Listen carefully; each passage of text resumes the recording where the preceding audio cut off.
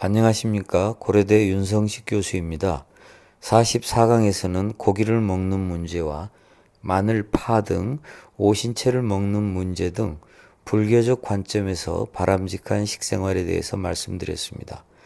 45강에서는 작은 소비가 큰 소비가 된다라는 지극히 상식적이고 단순하지만 매우 중요한 사실에 대해 설명하겠습니다.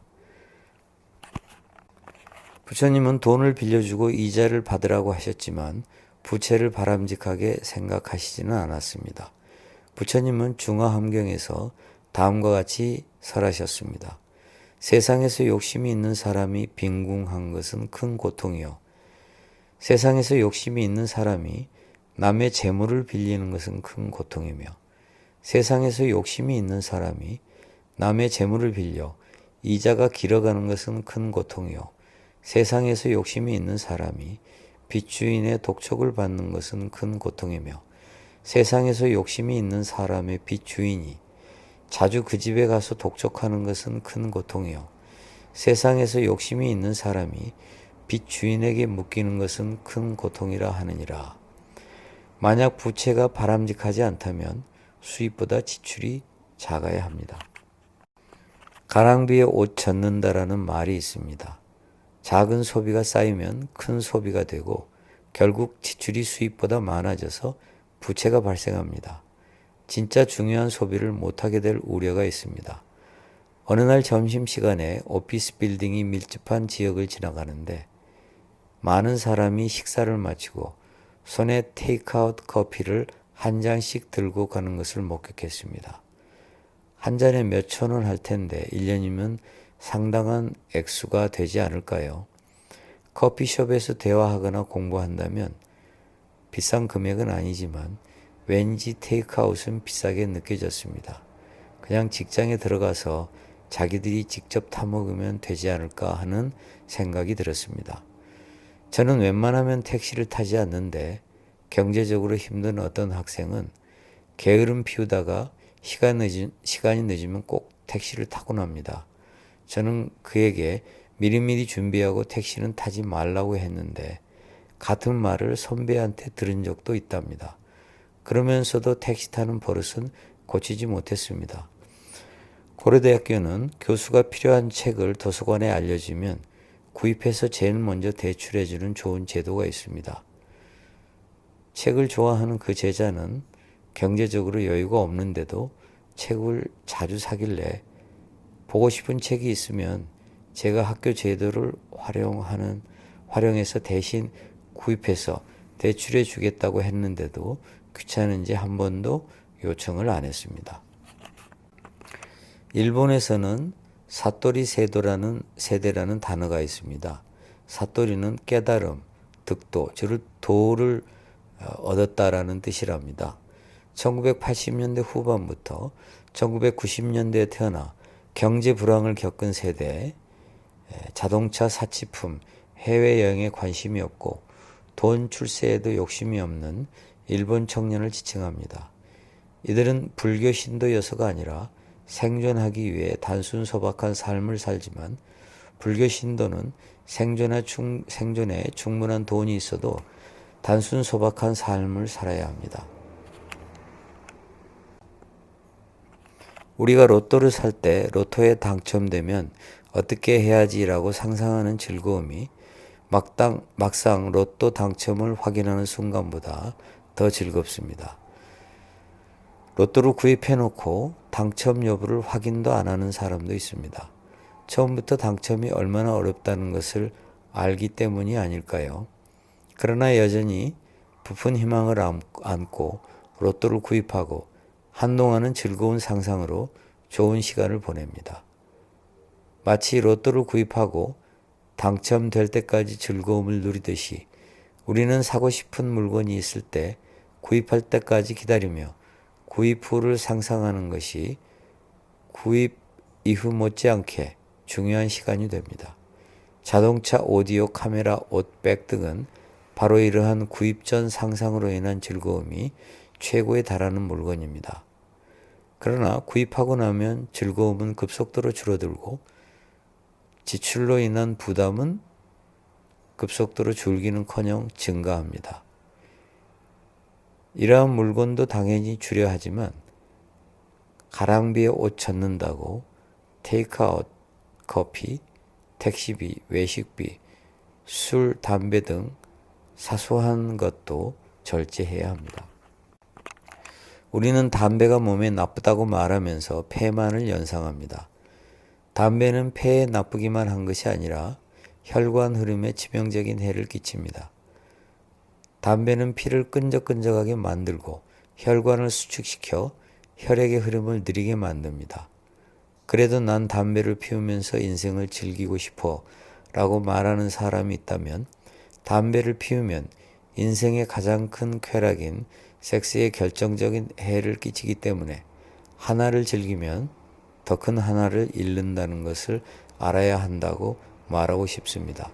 물론 이것은 남성에만 해당되는 것입니다. 남성은 담배로 인한 발기 능력이 현저하게 저하되는 것을 감수해야 한다고 합니다. 담배의 즐거움을 느끼려면 이러한 불편 혹은 단점을 감안해야 합니다. 젊을 때야 담배로 인한 섹스 능력이 장애가 심각하지 않을 수도 있지만 나이가 들면 100세 시대 긴 인생 후반기를 손해보고 살아야 합니다. 담배는 남성에게도 안 좋지만 여성에게도 안 좋습니다. 담배는 여성에게 피부 노화, 복부형 비만, 면역력 감소를 유발합니다. 면역력 감소는 물론 남성에게도 해당될 것입니다. 피부 미인과 날씬한 체형을 꿈꾸는 여성에게 담배는 무시무시한 해를 끼칩니다. 젊었을 때 잠깐은 이를 의식하지 못하겠지만 나이가 들면 대가를 치러야 합니다. 담배 불법화 운동도 있었는데 이유를 들어보니 타당하다는 생각이 들었습니다. 담배가 마리화나나 대마초보다 더 나쁘다는 주장도 있습니다. 무엇보다도 담배 구입비는 상당한 액수입니다. 담배를 끊고 이 돈은 없어져도 좋은 돈이니 몇십 년 동안 찾지 않겠다고 생각하고 펀드에 매달 적립하면 아마 노후를 상당하게 편안하게 보낼 수 있을 것입니다. 100세 시대에는 뭐가 제일 중요할까요? 뇌 건강이라고 합니다. 몸이 불편해도 뇌가 정상이면 사람 구실을 하는데 몸이 아무리 멀쩡해도 뇌가 파괴되면 사람 구실을 못합니다. 몇십 년을 뇌 기능이 손상된 채로 죽을 때까지 주위 사람에게 고통을 주며 산다는 것은 끔찍합니다. 뇌가 건강하려면 술은 마시면 안 됩니다. 술은 뇌세포를 파괴하는 주범입니다. 우리는 술을 마시는 게 아니라 뇌세포 파괴제를 마시는 것입니다. 술은 즐거움을 주지만 그것 이상으로 즐거움을 앗아갑니다. 와인이 건강에 좋다고 하지만 와인도 많이 마시면 뇌세포가 파괴되며 와인의 이점은 60세가 넘는 노후에 제한적인 효과가 있을 뿐이라고 하니 너무 일찍 와인을 마셔야 될 필요는 없습니다. 술은 또 피를 산성화시켜 우리의 건강에 치명적인 해를 끼칩니다. 우리 몸의 화학 공장이라는 간을 손상하는 음주는 간에 독약을 뿌리는 것과 같습니다. 술은 담배와 마찬가지로 피부 노화를 촉진하고 비만의 원인입니다. 술은 담배보다 돈이 훨씬 더 듭니다. 술은 자기 돈 내면 바보이고 회사 돈으로 마셔야 한다는 말이 바로 이런 이유 때문입니다. 우리나라는 전 세계 알코올 소비량 1, 2위를 다투고 있습니다. 과연 우리 몸에 해를 끼치는 술에 이렇게 많은 돈을 쏟아 부어야 할까 고민해야 볼 일입니다. 술은 담배와 마찬가지로 하나의 즐거움은 주지만 다른 많은 즐거움을 앗아갑니다. 하나의 즐거움을 위해서 우리는 너무 많은 것을 잃는 자해 행위를 되풀이하고 있습니다. 게다가 돈까지 잃으면서 말입니다. 인생 짧은데 즐기면서 살지 하고 싶은 것 못하고 살고 싶지 않다고 말하는 것은 잘못된 표현입니다. 하나를 잃고 하나를 얻는 것이 아니라 하나를 얻고 여러 개를 잃는 것이기 때문입니다. 우리가 누리는 즐거움의 총량이 변화하지 않은 채로 술, 담배로 인한 즐거움이 추가되는 것이 아니라 우리의 많은 즐거움이 없어지는 것입니다. 테이크아웃 커피 한 잔, 택시비, 도서 구입비, 외식비, 담배와 술 구입 비용 등은 쌓이면 상당한 액수가 됩니다. 단순 소박한 삶을 위해서도 불필요한 지출을 줄이기 위해서도 절제가 필요합니다. 이렇게 살기 싫다면 각오를 단단히 해야 합니다.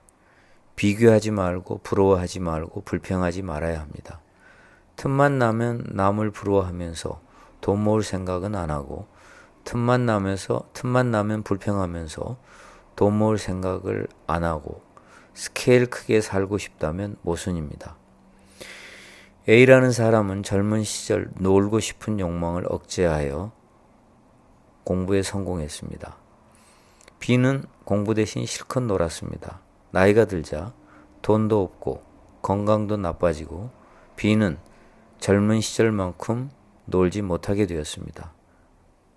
그러자 이제는 B가 A를 부러워하는 것입니다. 이것은 실화입니다. 젊을 때는 실컷 놀았으면서 나이 들어서는 젊을 때 놀지 못하고 공부했던 사람이 일구어 놓은 열매만 따먹고 싶은 마음이 사실 도둑놈 심보라고 생각합니다. 부처님이 중화함경에서 세상에서 욕심이 있는 사람이 빈궁한 것은 큰 고통이요 라고 말씀하셨습니다. 커피값 아끼고 택시 타지 않으면서까지 살고 싶지 않다는 것은 물론 문제되지 않습니다. 다만 그렇게 해서 빈궁해지면 불평하지 말고 남을 부러워하지 말고 비교하지 말고 살아야 합니다. 욕심이 있으면 돈이 없는 게 고통입니다. 조금이라도 아껴서 돈을 모아야 빈궁에서 벗어날 목돈이 생깁니다. 빈궁한 속에서도 즐겁게 살 수 있으려면 삶의 역량과 정신적 수준이 탁월해야 합니다. 아무나 도달할 수 있는 경지가 아니고 아무나 살 수 있는 삶이 아닙니다. 그러한 정신적 수준과 역량이 없으면서도 마치 초월한 사람처럼 하고 싶은 것 못하고 먹고 싶은 것 못 먹고 살고 싶지는 않다고 할 때 과연 이 사람의 이런 마음이 100세 시대에 과연 얼마나 지속될 수 있을지 궁금합니다. 만약 저축 없이 수입으로 겨우 살거나 수입이 부족하여 부채로 살아가야 한다면 노후가 매우 비참할 수 있습니다. 북유럽 국가의 복지 정책이 대한민국에 실현된다면 다행이지만 그렇지 않다면 OECD 노인 빈곤율 1위의 대한민국은 노인의 지옥이 됩니다. 우리나라보다는 노인 복지가 더 좋다는 미국 노인의 후회 1위가 젊었을 때 저축 좀 할 거리입니다. 가랑비에 옷 젖는다라는 교훈을 기억하고 절제의 삶으로 수입보다 지출이 작은 경제 생활을 해야 합니다. 만약 어떤 사람이 테이크아웃 커피도 안 마시고 택시도 안 타고 술, 담배도 안 하고 저축했는데도 생존이 힘들다면 나라에서 해결해 주어야 합니다. 도저히 저축이 불가능한 환경에 처한 서민층은 나라에서 복지 정책으로 구제해 주어야 합니다. 경전에 나타난 불교 이상국가는 북유럽 수준의 복지국가입니다. 경전에 나타난 불교 이상국가에 대해서는 추후에 다시 설명하겠습니다. 이상으로 부처님의 부자 수업 45강을 마치겠습니다. 저는 고려대학교 윤성식 교수입니다. 감사합니다.